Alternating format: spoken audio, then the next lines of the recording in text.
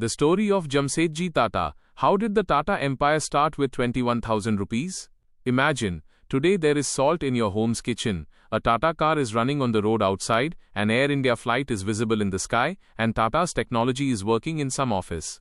But the beginning of this vast name did not happen in a palace, a factory empire, or a global boardroom.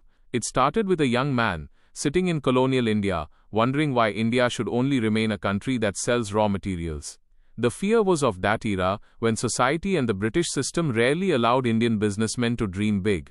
And the curiosity is how a boy from a Parsi family planted such a seed, the shadow of which is visible across the whole world today. The Tata Group's name is associated with trust, quality, and legacy today.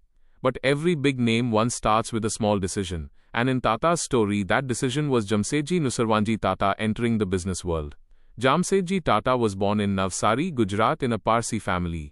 The family's background was linked to priesthood, but his father 𝐼𝐻 Tata chose a path different from tradition and stepped into the business world.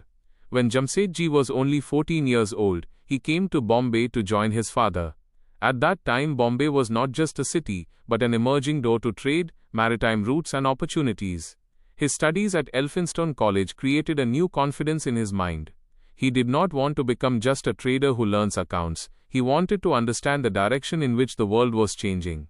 At that time, India was under British rule. Indian traders often thought within a limited scope, because there was a shadow of the colonial system over large industries. But 𝐮𝐤𝐴𝐺 started searching for light within this very shadow. Working with his father, he understood the nuances of trading. Where does goods come from? Where is it sold? Which market has demand? And what chance is hidden in which risk? He learned all this from practical life. In 1868, at the age of 29, 𝐮𝐤𝐴𝐺 started his first independent venture. It was a trading company, and its capital was 21,000 rupees. Today this amount might seem small, but in that era, it was a big belief. From here the foundation of the Tata Group was laid. No big factory, no luxury hotel, no steel plant, but a trading company. But behind this small start, the thought was very big. 𝐮𝐤𝐴𝐺 did not want to become just a businessman who buys and sells goods. He was seeing that British industries were making money from Indian cotton, but why was India itself not able to become an industrial power? He traveled to England and understood the textile industry closely. There he saw machines, mills, production and management. He realized that if all this could happen in England, why not in India? This question became the first big turning point of his life. Returning, he bought a bankrupt oil mill in the 𝐶hinchpokli area of Bombay and turned it into a cotton mill. He named this mill the Alexandra Mill. Here 𝐮𝐤𝐴𝐺 had not just bought a property, he had seen opportunity in failure. A closed mill was not a closed door for him but a new path. 2 years later he sold Alexandra Mill at a profit. This sale was not just a financial gain, but proved that 𝐮𝐤𝐴𝐺 knew how to revive a business, create value and exit at the right time. After this his gaze went beyond Bombay. At that time most people considered Bombay the perfect place for a textile mill, but 𝐮𝐤𝐴𝐺 did not choose the path of the crowd. He chose Nagpur. People were surprised that when Bombay is a textile hub, why would any businessman go to Nagpur? But 𝐮𝐤𝐴𝐺 did not take decisions based on emotions, but on calculations. Nagpur was near a cotton-growing region. There was railway access. There was availability of water and fuel, meaning the basic needs of production were strong there. 𝐮𝐤𝐴𝐺 did not see the glitter of the city, but the strength of the supply chain. In 1874, he started the Central India Spinning, Weaving and Manufacturing Company. A few years later, this venture became known as Empress Mills. This was the strong foundation of his industrial dream. Empress Mills was not just a mill, it was a message that an Indian businessman could also build a modern industry. That too in an era when confidence was the biggest shortage. 𝐮𝐤𝐴𝐺's focus was not just on profit. He thought about things like better environments, ventilation, safety and welfare for workers, when in many mills of the world workers were considered just labor. This is what makes him different. He connected business not just with the owner's earnings, but with workers, society and nation building. For him, industry was also a national service. There was another special thing in his thinking. He had moved from being a short-term trader to a long-term builder. The trading company gave the start. Textile mills made him an industrialist, but his dreams were bigger than that. He started thinking about sectors like steel, power, education, and hospitality. These were such ideas for which not just money, But imagination and patience were needed. The dream of steel was the most difficult. At that time, the very imagination of a world-class steel plant in India seemed impossible. Even British experts took Indian efforts lightly. But Jamsetji knew that without steel, no modern nation could become strong. Railways, bridges, machines, buildings and defense, behind all of them is the strength of steel. He wanted to build such a steel company in India that could give the country an industrial backbone. This dream did not get fulfilled in his lifetime, but the seed was so strong that Tata Steel was formed later. In 1907, his son Sir Dorabji Tata and the team established the Tata Iron and Steel Company. This was the same dream whose fire had burned in Jamsetji's mind much earlier. Today when we hear the name of Jamshedpur, it feels not just like a city, but like a living tribute to Jamsetji's planning. He had imagined a planned township for the workers. In his thinking, along with the factory, there were also parks, roads, schools and worship places. Meaning, for him industry was not just a cluster of machines, but an ecosystem of human life. His vision regarding education was also very far-sighted. He believed that if India has to come out of poverty and backwardness, it is necessary to invest in science and higher education. From this very thought, the dream of the Indian Institute of Science was born. With his wealth and influence, Jamsetji imagined such an institution where Indian minds could learn modern science. IISc could not be started in his lifetime, but his vision and commitment later strengthened the foundation of this institution. This was the intellectual side of his legacy. In the power sector too, he imagined hydroelectric energy.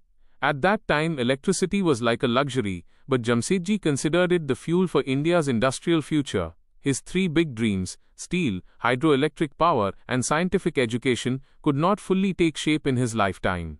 But a true visionary is one who thinks ahead of their age. The dream that was fulfilled in Jamsetji's life was the Taj Mahal Hotel. This hotel, built in Bombay, was not just a hospitality business, but a statement of Indian pride. The Taj Mahal Hotel opened in 1903. It was such a luxurious hotel of that era, which showed the world that Indian enterprise is no less than anyone in elegance, service and modernity. There is emotion as well as defiance in the story of the Taj. It is not just a story of rooms and dining halls, but a story of self-respect. An Indian businessman created a world-class space in colonial Bombay. There was a common thread in Jamsetji's business philosophy. He did not see every venture just from the angle of earnings. He would ask how this would increase India's capability. In textiles, he challenged British dominance. In steel, he dreamt of industrial independence. In education, he planned to take Indian talent to a global level. In hospitality, he combined Indian self-respect with luxury. In power, he had already understood the energy needs of future industry. This is the reason why calling Jamsetji just the founder of the Tata Group is to diminish his story. He was one of the architects of modern India's industrial imagination. After him, his sons and the coming generations took these dreams forward. Sir Dorabji Tata gave shape to the dreams of steel and power. GRT Tata gave new heights to aviation and management culture.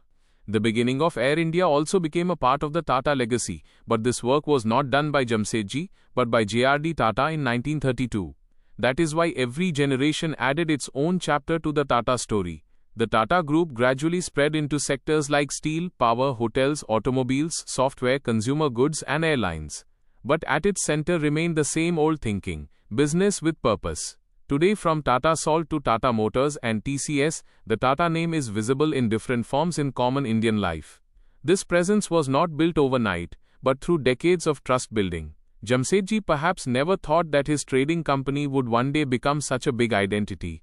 But he laid such a foundation on which future generations could build. His greatest strength was long-term thinking. He was not a person to stop by being happy with immediate profit. After every success, he would ask the next big question. He did not learn to be afraid of failure. Buying Alexandra Mill was a risk. Going to Nagpur was a risk. The dream of a steel plant was a risk. Building the Taj was a risk. But in every risk, he saw an angle of nation building. For today's entrepreneurs, Jamsetji's story gives a very necessary lesson. Business is not just the name of selling products. Business is the name of vision, trust, systems, and carrying society along. He did not limit his company to family wealth. The philanthropic direction of Tata Trusts was strengthened by his ideals, which played a big role in education, health and social development. Here a subtle point needs to be understood. 𝐮𝐤𝐥𝐥𝐸 was not limited to just the thought of giving charity. He wanted to build capability so that people could stand on their own feet. The J.N. Tata Endowment was an example of this thinking. By giving support to Indian students for higher studies, he opened the path to give Indian talent global exposure. His belief was simple: if India has to move forward, Indians must be given knowledge, industry and self-confidence. This idea was revolutionary at that time. There are shining brand names in the Tata story, but the beginning was very humble. A journey that started with one family, one young businessman, one trading firm and a capital of 21,000 rupees. Therefore, when we see the vastness of the Tata Group today, we should not just look at the balance sheet. We should look at the thinking that made business a medium for nation building. 𝐮𝐤𝐥𝐥𝐸 showed that before building a big empire you need a big purpose. If there is only money, a company can be formed, but to build a legacy you need values. Today when any startup founder, small trader or young entrepreneur takes their first step, 𝐮𝐤𝐥𝐸𝐺's story gives them the courage that the beginning can be small, but the vision should not be small. The first business of the Tata Group was trading, but its real product was trust. This trust continued from mills to steel, from hotels to airlines and from salt to software. The biggest twist of the story is that 𝐮𝐤𝐥𝐸𝐺 did not see many of his big dreams being fulfilled himself. Yet he planted such seeds whose fruits were eaten by coming generations. If this video has taught you something new, or if you feel this information should reach more people, don't forget to like and share the video. Your small share can become valuable and useful information for someone else. If you have any questions related to this topic, or if you would like to share your opinion with us, be sure to write in the comment box. We read every question and suggestion from you, because your feedback inspires us to create better content. And if you want to keep receiving such interesting and reliable information about business, the economy, and the world in the future, then don't forget to subscribe to our channel GRT Business and also press the bell icon so that you get notifications of every new video directly. At GRT Business, we always strive to provide you with accurate, balanced, and reliable information. Our news and analysis are prepared based on information obtained from various news agencies, public sources, and public opinion. We make every effort to verify and validate each fact as much as possible, but in case of any possible error or dispute, the responsibility lies with the respective sources. Our only aim is to present you with a correct and trustworthy perspective so that you can understand any topic better.